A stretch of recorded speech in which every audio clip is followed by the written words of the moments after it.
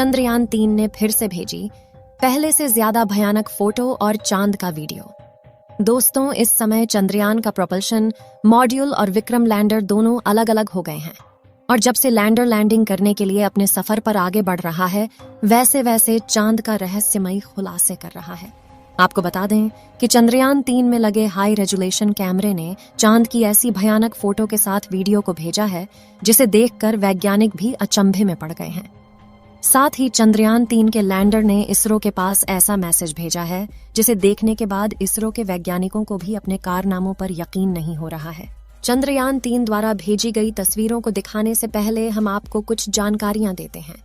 दोस्तों, 17 अगस्त के दिन दोपहर में 1:15 पर जब प्रोपल्शन मॉड्यूल और विक्रम लैंडर दोनों अलग अलग हो गए थे, तभी विक्रम लैंडर ने प्रोपल्शन मॉड्यूल को धन्यवाद देते हुए इसरो के पास मैसेज को भेजा है और मैसेज में लिखा है कि जिन्होंने मेरा साथ दिया उनका धन्यवाद। आपको जानकारी के लिए बता दें कि यह मैसेज विक्रम लैंडर ने इसरो के वैज्ञानिकों के पास भेजा है, जिसकी जानकारी इसरो के वैज्ञानिकों ने ट्वीट के माध्यम से दे दिया है। 14 जुलाई को श्रीहरिकोटा से रवाना होने के बाद चंद्रयान-3 ने 3 हफ्तों में कई चरणों को पार किया। चंद्रयान-3 के प्रोपल्शन मॉड्यूल और विक्रम लैंडर के अलग होने के बाद विक्रम लैंडर की डी बूस्टिंग के पहले चरण को 18 अगस्त के दिन चालू कर दिया गया। चंद्रयान-3 के लैंडर की डी बूस्टिंग की जाएगी, यानी स्पीड को धीरे धीरे कम किया जाएगा। लेकिन दोस्तों, यह प्रक्रिया इतनी आसान नहीं है। अभी तक के सबसे कठिन कामों में से यह काम एक है जिसके लिए वैज्ञानिकों को काफी ज्यादा सावधानी बरतनी होती है।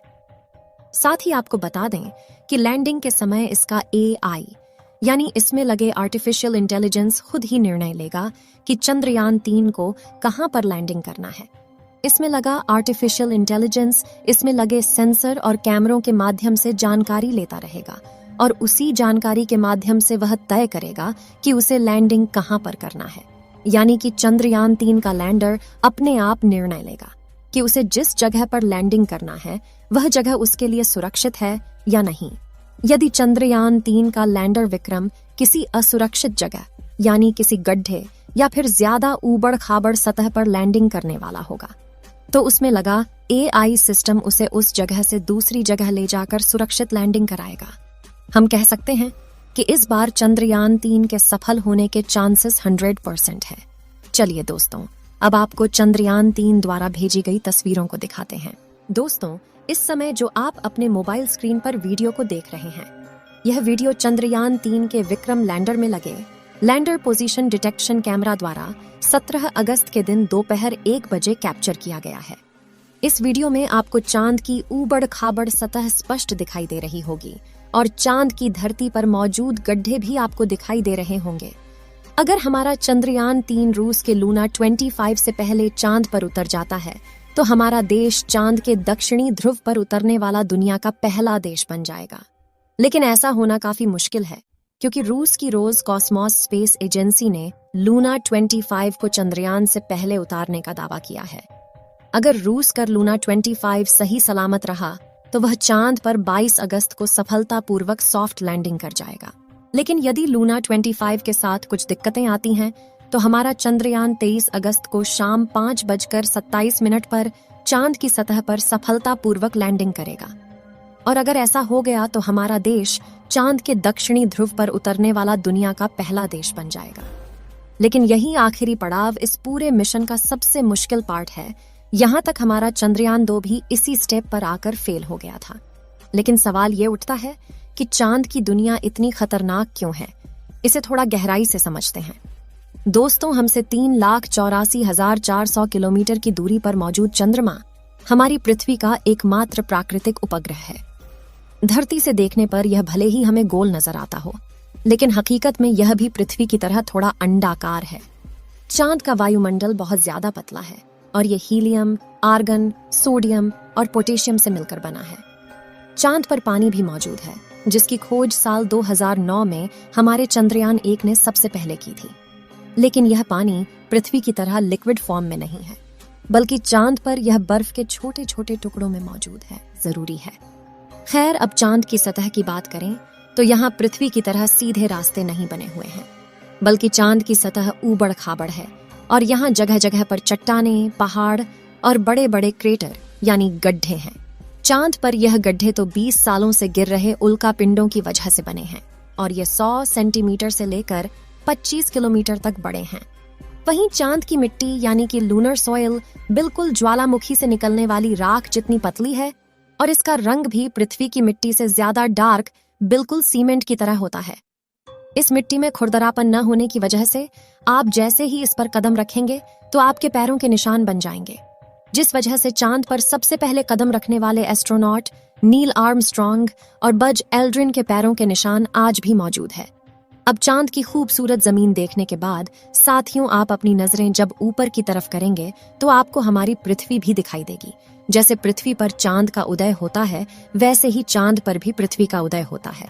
बस फर्क इतना है कि पृथ्वी से देखने पर चांद काफी छोटा लगता है और चांद से देखने पर पृथ्वी बहुत बड़ी दिखाई देती है। और यहाँ से धरती की खूबसूरती देखकर आप खुश हो जाओगे। अब अगर आप चांद के उत्तरी ध्रुव पर लैंड करोगे तो आपको अपने आसपास भूतकाल में फैले हुए स्पेस मिशन के स्पेसक्राफ्ट और सैटेलाइट के टुकड़ों के साथ प्लास्टिक बैग में भरा हुआ कूड़ा भी दिखेगा। ये कूड़ा नासा के उन 12 एस्ट्रोनॉट्स ने फेंका है जो चांद पर जा पाए। दरअसल इन बैग्स में इनका मलमूत्र और खाने के रैपर्स और बिस्किट है। वहीं अगर आप चांद के दक्षिणी ध्रुव पर उस जगह उतरते हैं जहां 4 साल पहले चंद्रयान 2 क्रैश लैंड होकर गिरा था, तो वो आज भी आपको उतनी बुरी कंडीशन में ही मिलेगा, क्योंकि क्रैश लैंड होने के बाद न तो वह बारिश और न ही तूफानी बवंडर से रूबरू हुआ है। इसलिए अगर आप उसे अपने स्पेस क्राफ्ट में फिट करके पृथ्वी पर वापस ले आए तो उसे ठीक करके वापस भेजा जा सकता है। दोस्तों, आप यह तो जानते ही होंगे कि स्पेस के सभी ऑब्जेक्ट्स पर अचानक उल्का पिंडों की बारिश हो जाती है। यह तो अच्छा है कि पृथ्वी की मैग्नेटिक फील्ड इन उल्का पिंडों को या तो साइड में धकेल देती है या फिर ग्रेविटी और एटमॉस्फेयर इसे धरती तक पहुंचने के पहले ही जलाकर राख कर देते हैं। लेकिन चांद की मैग्नेटिक फील्ड पृथ्वी के मुकाबले काफी कमजोर है। इसकी ग्रेविटी भी कम है और यहाँ घना वातावरण भी मौजूद नहीं है। इसी वजह से चांद पर लगातार उल्का पिंडों की बारिश होती रहती है। ऐसे में कोई भी उल्का पिंड गिरकर आपको पल भर में मौत के घाट उतार सकता है। इसलिए आपको उल्का पिंडों पर नजर लगाए बैठे कमांड सेंटर के वैज्ञानिकों से लगातार संपर्क बनाए रखना होगा। अब अगर आप सोच रहे हैं कि आप अपने किसी दोस्त या फिर लाइफ पार्टनर को चांद पर साथ लेकर जाकर गप्पे लड़ाते हुए अपने मून मिशन पर काम करें, तो आपको बता दें कि ऐसा मुमकिन नहीं है, क्योंकि चांद पर वातावरण न होने की वजह से साउंड वेव चल नहीं पाते। यानी कि अगर आप अपने साथी को कुछ बोलेंगे तो वह आपके होंठ हिलते हुए तो देखेगा, लेकिन आपकी आवाज नहीं सुन पाएगा। इतना ही नहीं, चांद पर आपको अपनी आवाज तक नहीं सुनाई देगी, मानो जैसे मोबाइल की तरह किसी ने आपको भी साइलेंट मोड पर डाल दिया है। हालांकि एस्ट्रोनॉट चांद पर एक दृश्य स्पेस सूट पहनते हैं जिसमें साउंड पुश करवाने के लिए नाइट्रोजन और ऑक्सीजन की मदद से कृत्रिम वायुमंडल बनाया जाता है। साथ ही इन्हें एक माइक्रोफोन वाली हेडफोन पहनाई जाती है जिसके जरिए यह अपने साथी और कमांड सेंटर की आवाज सुन सके और जवाब भी दे सकें। अब दोस्तों, चांद पर अपने काम को पूरा करके जब आप सोने जाएंगे तो सुबह आपको सूरज की रोशनी नींद से नहीं जगाएगी, क्योंकि चांद को अपनी धुरी पर घूमने में 28 दिन लगते हैं, जिस वजह से चंद्रमा पर एक दिन 14 दिन का होता है और 14 दिन की रात होती है। यानी कि वहां का एक दिन पृथ्वी के 28 दिन के बराबर होता है। हम चांद का सिर्फ एक हिस्सा आज तक देख पाए हैं, और अगर आप चांद के पिछले हिस्से के अंधेरे वाले इलाके पर पहुंच गए तो आपके साथ काफी खौफनाक चीजें हो सकती हैं। बता दें कि चांद पर कई सालों से सोच कर रहे कुछ वैज्ञानिकों का यह भी कहना है कि भूतकाल में वहां कोई एलियन सभ्यता बसी थी।